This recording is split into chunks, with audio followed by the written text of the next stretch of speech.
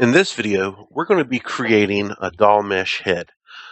The last video series saw us create this body right here, focused on topology, focused on a relaxed pose, and having enough geometry where you need it whenever you want to take this into a sculpting program. We're going to follow those same concepts in this series, but I'm going to be introducing this workflow totally different from what we did before. Before, we tend to have did something called box modeling. This workflow, we're going to focus on sculpting and retopology. This is a very common workflow these days in the industry.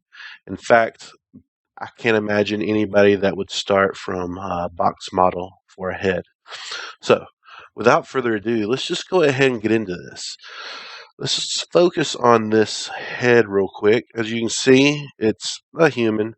And I can critique this and say it's not the best head, but it's something I was able to rapidly put together and get as a base reference to create and retopologize really our finished head that would be able to join into our body. As you can see, there's floating geometry. It loosely resembles our body parts. Very quick process. And we basically start from spheres and then sculpt the detail. You see workflows like this represented in all kinds of programs. In ZBrush, they have a concept called Z-spheres, in which you start from basic spheres. Most sculpting programs encourage starting from spheres to get base geometry created. So let's see how we can use some of those workflows and implement them in Maya, that's not normally known as a sculpting program. I guarantee this method will be pretty quick. All right, so let's start on just creating our base skull. We're just going to start, you know what? I think it's time to say bye to this guy. And we're going to just start with our basic skeleton. Leave the eyes in, and you can turn the body on or off. I got to warn you, this is what you end up with, and that is so terrifying. All right, so we're going to start out with just a regular sphere. All right, this is going to be our base geometry. Let's go to our side views and front views, and we're going to line this up by scaling, kind of getting the overall shape as best we can. The more we can do at the most simple parts of our model during the most simple parts of our workflow, the easier things become later in our workflows. So I'm going to just position that, and remember, whenever you line things up from two side or front or top perspectives, then they're pretty much locked in. All right, perfect. What we're going to do now is turn on sub-D modeling. We're not going to smooth it or create more geometry just yet, and we're going to use a new sculpting tool. Let's go to Mesh Tools, Sculpting Tools. Let's drag off my sculpting menu. Let's place it right there. And we're going to use the grab tool this time. This is a very useful tool for getting quick and dirty geometry pulled out. So you can use the reference on or off. I definitely suggest using it on right now. And I definitely suggest turning symmetry on in the X direction. And what we have is a tool that yanks and tugs and pushes according to which way you're kind of facing it. So if you can imagine, I'm looking at the skull this way, I'm on an XY coordinate. So if I press it that way, it goes over there in the Y. But, that's what it does in perspective. So it's a nice tugging tool kind of brush. I'm going to start out with a bigger brush. So I'm going to hold down B and left click and drag. And I'm just going to quickly start blocking out these shapes. We also have the smooth tool with shift and left click, but it's a little too strong right now. So I'm going to click on my smooth tool and take its strength down to about 10 right now. Perfect. Well, maybe I'll do about 15. The less geometry you typically have on an object you're sculpting, the more finesse you need to have, the lower the strength. So I'm just going to pull this down, going in between different views. And we'll just drag and smooth, drag and smooth. And this is going to be a quick and dirty process. Like I said, this is supposed to be a quick block-in of what's actually going on. And I'll hide my reference so we can start pulling out some basic shape. You can already see it's even starting to look almost skull-like even now. Oh, wrong guy. I'm going to demote that layer. Let's get our reference back. And it's really just about dragging and pulling out our volumes a lot quicker than maybe the, let's increase the strength of this grab tool. 75. A little bit faster than maybe the sculpt tool would do, a little bit more in control. But I'll probably end up going to the smooth sculpt tool as well. But the grab tool is just really nice for getting out large volumes really quick. So I'm doing a lot of click and drags like so. And just like that, we already have a nice base skull geometry. Not the best, but definitely not the worst. Now we're going to switch over to the sculpt tool. I want to increase the strength to maybe 1 on this. And we're going to start sculpting out and smoothing the shape, refining it a little bit more. And really, you just kind of want to match the skull as much as you can, because the skin and the surface of the body on top of the skull, I mean, it's skin tight. I'm going to grab that tool again. I'm really going to drag this neck out. I need to get a better separation between the neck and my jaw. See how nice that works as opposed to the sculpt tool. It's just real quick. You can really drag it out. And yeah, this sphere, this topology, really bad. You know, look at that. Did you see that triangle doing craziness down there? Not the best. And then I'm constantly smoothing in order to kind of relax the surface and get that organic edge topology going. You know, it's nice and curvy. All right. I'm just going to make sure I get everything as skin tight as possible.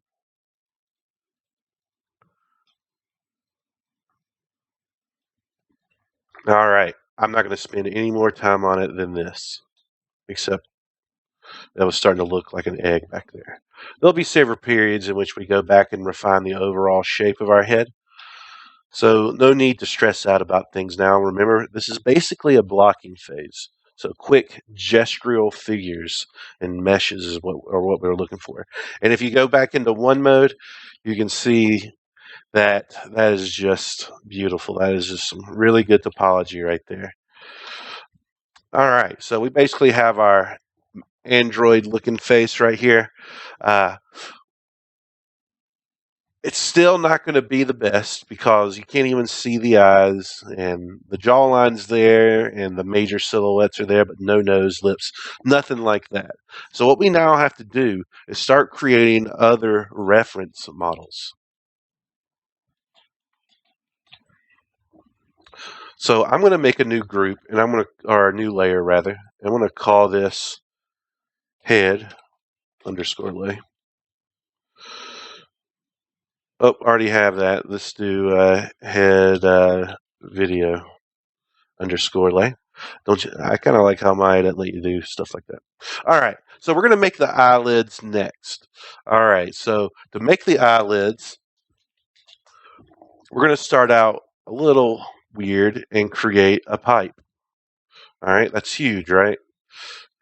Well, we're going to scale it down, and these are basically going to become our eyelids.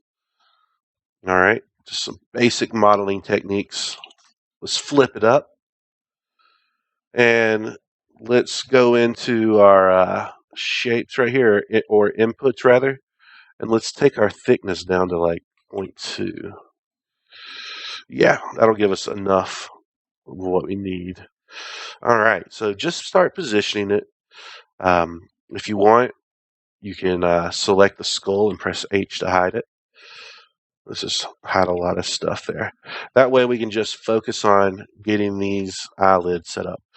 And if you're really going for positioning, then the double perspective. So this is an important step. We just want to get the eyelid a little bit in front. We don't want to get it right on because eyelids actually have thickness, but we don't want to get too far away and have to go back and readjust it later. All right, we'll do something like that, and then we'll scale it in a little bit, and then have to redo positioning at the front all over again because I'm a genius. All right. So this is when things start getting a little bit more technical. Not really. So let's hide our reference, and you want to select this top edge ring, and you just want to kind of scale it up like so. And then if we bring our reference back, you can start to see what we're actually scaling is the outside of our eyebrow, right, like so. All right, perfect. All right, next we gotta maybe do something like this, and then overall just make it a little bit bigger. And tweaking edge loops, maybe scaling them in a little bit. Nice. Maybe flattening them out. And we're starting to get a pretty decent looking deal going on. I want to grab this edge loop. It must have got somehow. And you might as well, you know what? I'm just going to go ahead and delete all those back faces on my eyelid here. Don't have to worry about all those peskinesses. That's not a word. All right. So what we're going to do now is we're going to start shaping these front eyelids. And I'm going to use the soft select by pressing the B key. And I'm going to turn off my mirror geometry. We're only make sure that your symmetry is off. I didn't catch that earlier, but now that it's going to affect what I'm doing, I definitely figured something was up. And we're going to take this. Ooh, that's pretty good. And we're going to drag it back.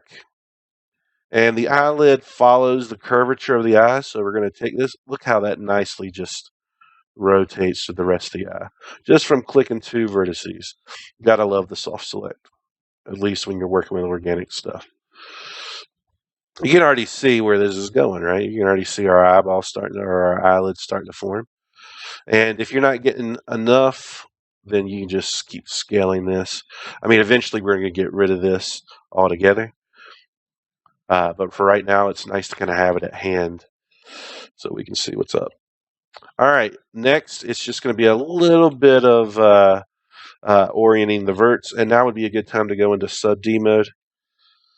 That way you can kind of start getting a better feel for how the geometry is working for us. In fact, I'm going to go back to soft select and double click my move tool and go to the fall off. I'm going to do something like a 0.7 maybe, so I can start getting that almond shape of the eyes. So I do have a resource that I need to talk about. I have this facial feature kind of resource that you might have seen in your notes.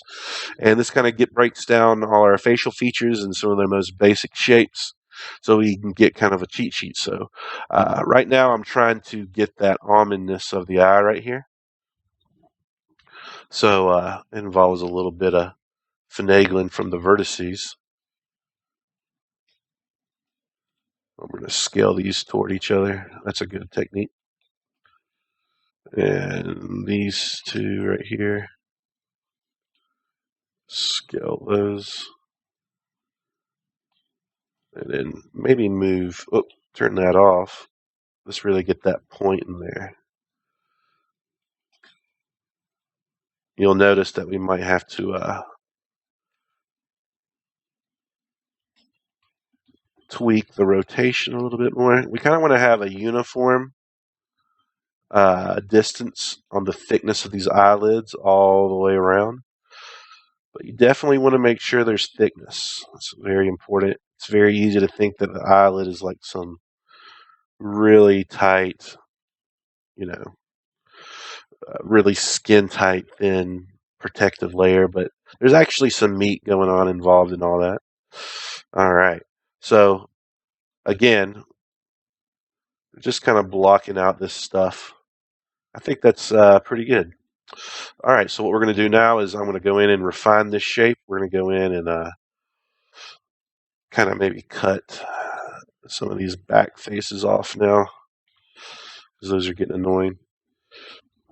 And now we can actually go in and maybe just hide this in. And it's up to us to kind of figure out how much eyelids we want to have, but we don't want to go crazy. It's not a big deal. All right. And we're going to insert some edge loops now, so we retain that shape a little bit more at the top. And you know what? I think what I'm going to do before that is take this inside edge loop, turn off soft select, go in like that. Yeah, that's that classic style we have. You know what? Looking at it from different angles, I can already see that some of my verts are kind of just off too. So we're going to go in there and just fix them right up. The soft select's good, but you'll just often find yourself having to refine things by hand. That's why it's very important to always keep low geometry. It's a little bit easier to refine a bunch of shapes, like, you know, before, oh, looks like my eyelids are a little too small too. That's what we want to see. And then if you scale it like that, you can kind of get that shape back. There we go.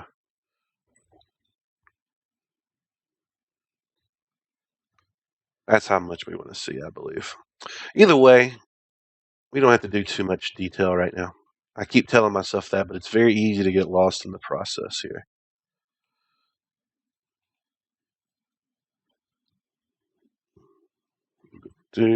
Scaling it up. Let me just refine this. So a lot of times these forms don't refill themselves until you actually start working with it. Then that goes off, then this goes off. It's almost like you're programming and more bugs just keep finding their way into your code. As you can see, I'm just refining the shape. It's a little bit important to get this right now, even though it is a block in, because it's still pretty simple.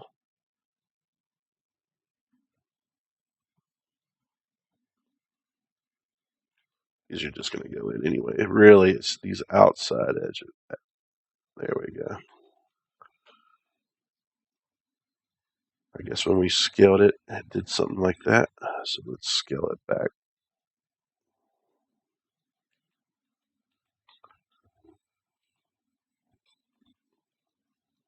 Yeah. All right. So to retain our shape, we'll insert some edge loops.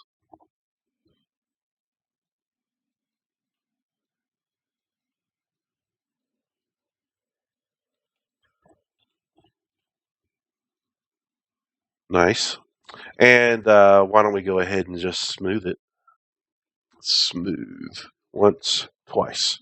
So we're trying to build kind of a blocked in high poly right now. And we'll go back in and sculpt that head back down to that eye. But right now, why don't we just keep going? And display show all. And we'll duplicate everything over in a little bit. All right. We're going to take care of the nose real quick as well. By doing the same thing, we're going to go to make a sphere, the same thing we did for our head. And we're just going to quickly sculpt out a stupid little nose. I'm going to kind of help the nose out a little bit. I'm going to grab some of these bottom faces and just flatten them out. And these back faces right there, and just flatten those out. And we kind of start getting a nose shape now if we scale it in.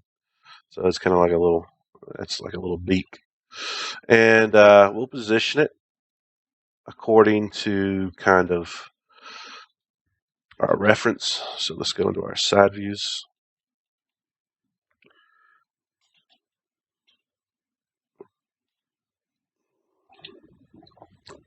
There we go.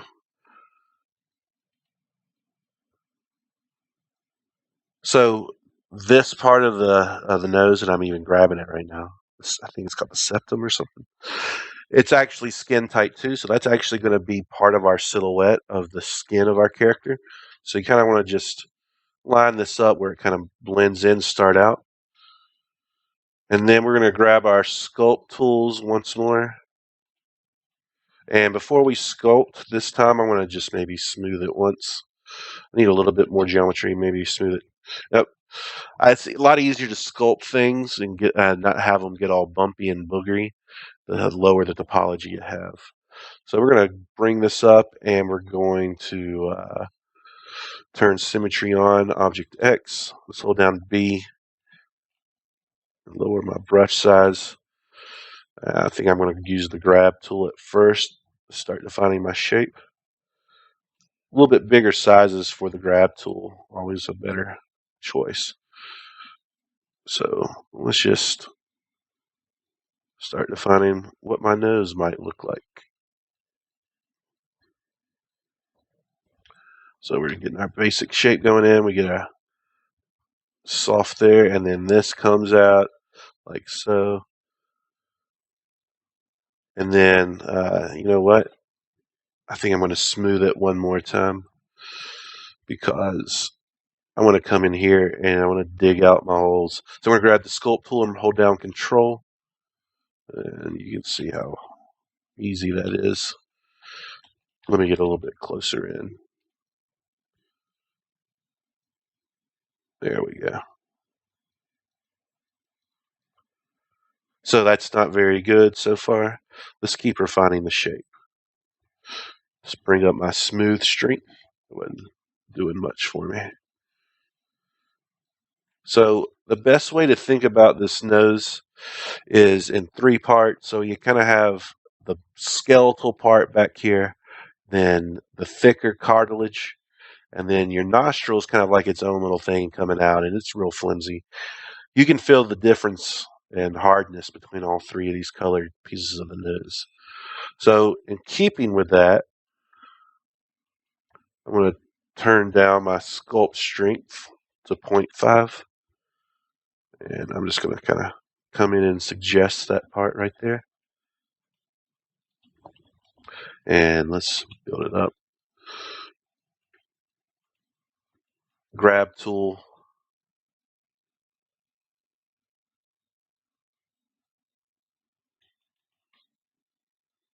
Then we can kind of start suggesting that little part underneath. Or is that the septum? I can't remember what the septum is. I'm going to grab the bulge brush. The bulge brush does exactly what you think it does. It kind of balloons out the surface, which is really good for the tip of the nose there. And it's a decent overall mass building up tool as well. And if you press Control, it kind of does a pinch-like shape.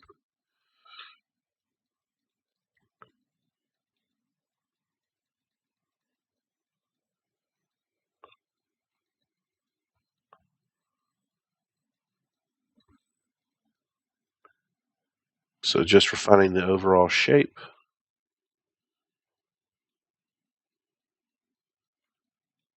With my bulge tool right now. This kind of comes down to, grab my grab tool, and we'll pull those up. It's always good to look at it from below as well. Don't forget about that. Let's turn off my reference and get a view of that schnauz. All right. And there we go. Oh, the more you look at it from different angles, the more you just see how weird it can look.